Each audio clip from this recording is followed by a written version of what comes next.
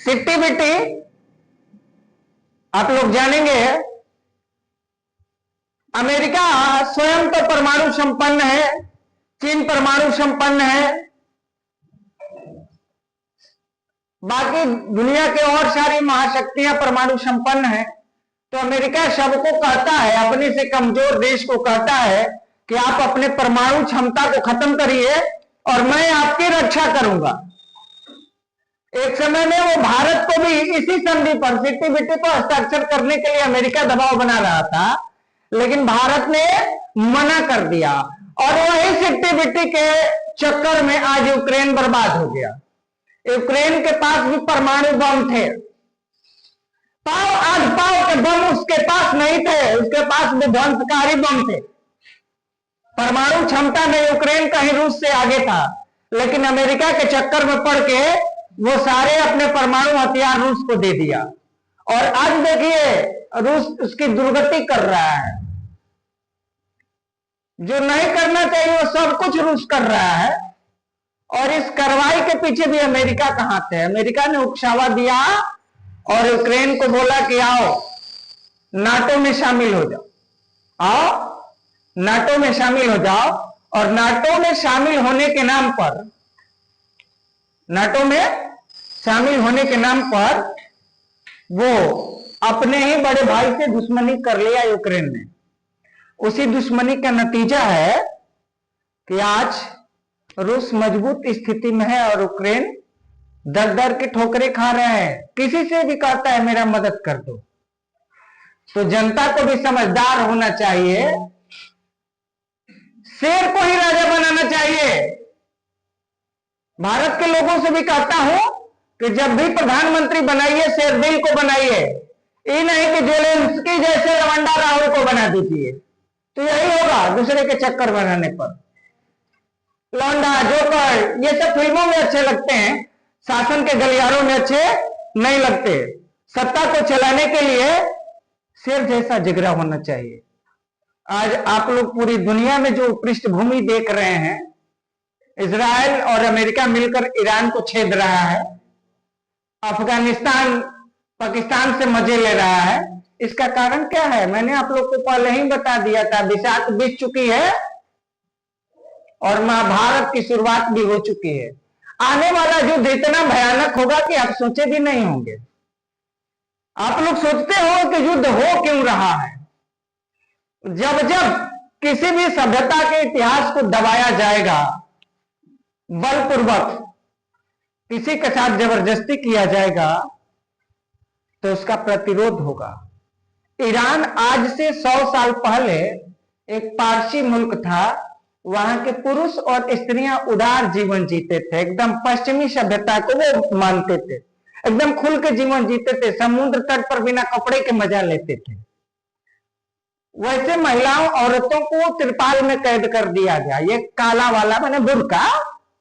अब सोच लीजिए ये लोग ऐसे ऐसे नाम रखते हैं, कपड़े का कुछ पूछना पड़ता है, ढकवाता है, मुंह कहवाता है बुर्का। अब बताइए क्या कहा जाए? इसी के देन है आज जो क्रांति हो रही है ईरान में। इजराइल बम पटक रहा है और वहां के लोगों से अपील कर रहा है कि आप लोग खुल के जश्न मनाइए। खुमैनी मारा गया और दुनिया में तरह तरह की प्रतिक्रियाएं हो रही है।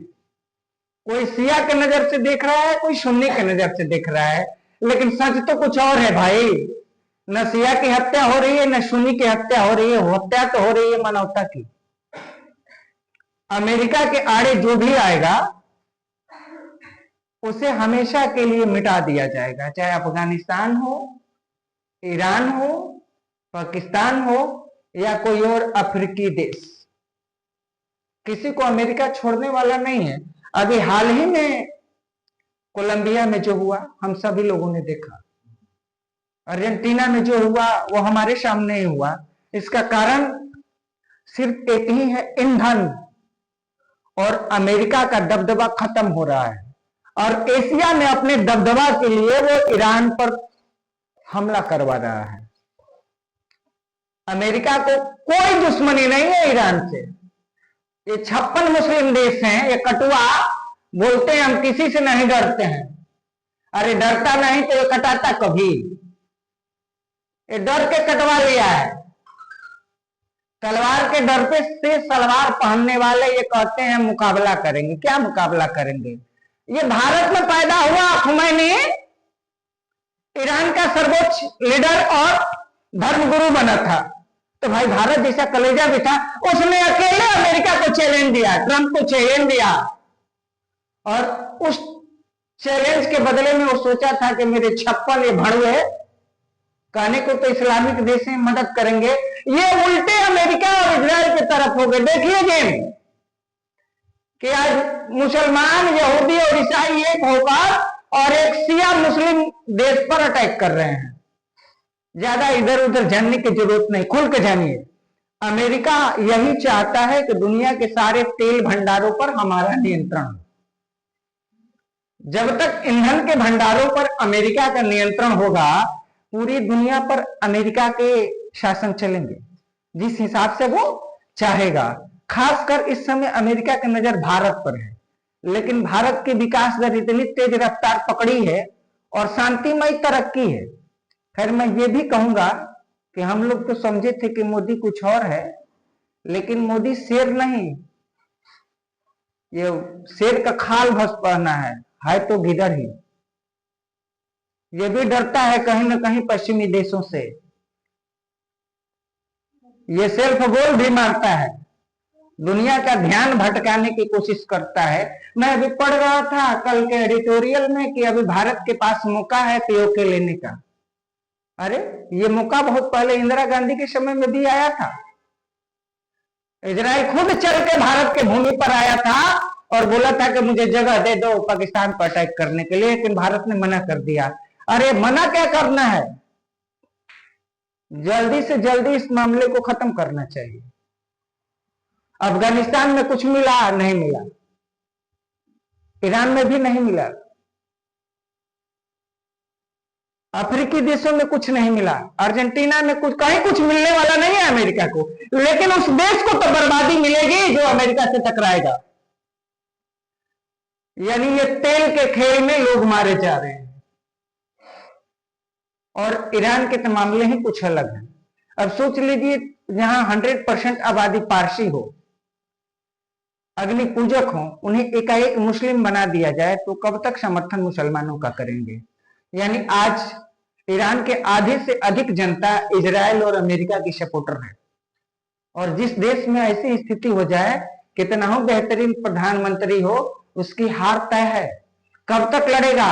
ये 56 के 56 कहने को तो भाई थे और उसी पर टूट पड़े, ईरान पर ही टूट पड़ा, चाहे सऊदीया हो, ओमान हो, कतर हो, ये कोई बचाने नहीं जा रहा है। ईरान को मरवाने के लिए ये लोग बेचैन है कि सिया खत्म हो जाए, जो कि सिया सुन्नी कोई खत्म होने वाला नहीं है इस धरती से। इस धरती से मानवता खत्म हो रही है, मानवता की हत्या की जा रही है। तो तेल का खेल है भाई, समझ लीजिए। ये तेल के खेल में पूरी दुनिया में बम बरस रहे हैं और अमेरिका चाह रहा है कि पूरी दुनिया के सबसे बड़े बड़े तेल भंडारों पे हमारा कब्जा हो और हमारे ही इशारों पर दुनिया चले। और दुनिया ही नहीं, उसमें भारत को भी शामिल किया गया है। भारत को भी आज नहीं तो कल अमेरिका के पीछे लग्गू बनना पड़ेगा। इस खेल को चुपचाप मोदी देख रहे हैं। आने वाला समय में अमेरिका किसी का नहीं है, अमेरिका किसी का सगा नहीं, ऐसा कोई नहीं जिसको ठगा नहीं। वो अपने फायदे के लिए ही लड़ता है।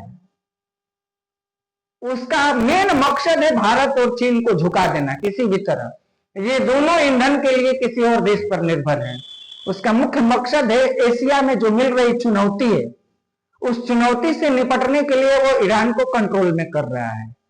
और इसी कंट्रोल के चक्कर में वो इजराइल के साथ मिलकर ईरान पे हमले कर रहा है। ईरान भी पलटवार कर रहा है, ईरान भी अपने पड़ोसी देशों पे हमले कर रहा है, इजराइल पे कर रहा है, सऊदीया पे कर रहा है, ओमान में कर रहा है।